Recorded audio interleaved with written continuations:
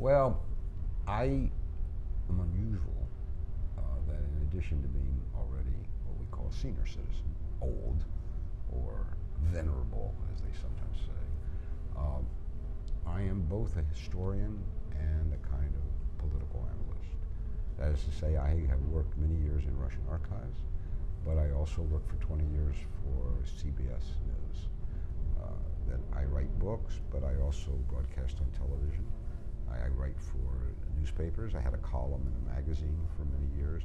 So my life is spent between historical research and current politics. But for me, they're related. You can't understand current politics without the history. So I feel I'm doing one thing at a time.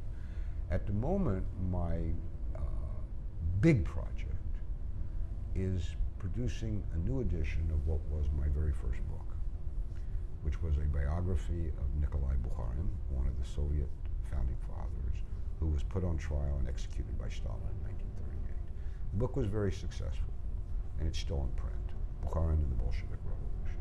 People say it's a classic, and I thought, okay, if it's a classic, I'm not going to touch it. But in the last 20 years, so much archive material and unpublished material, inaccessible material that I didn't have available to me when the book was published in the 70s, I now have back there in cartons and cartons and cartons. So it's my intention, I think, to produce a new edition of this book.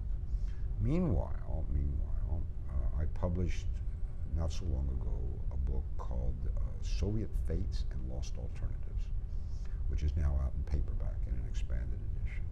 And that book covers particularly the period since 1985, when Gorbachev came to power, began the reformation called perestroika, and culminated in the Soviet Union.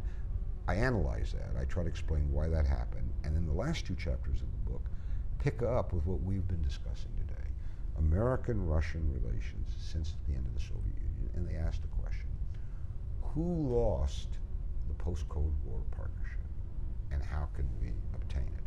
But there, I do it as a historian. I go back to 1991. I follow through the main events, Clinton, Bush, Obama. And that I continue to study and follow both the policy-making class in Moscow and the policy-making class in Washington. So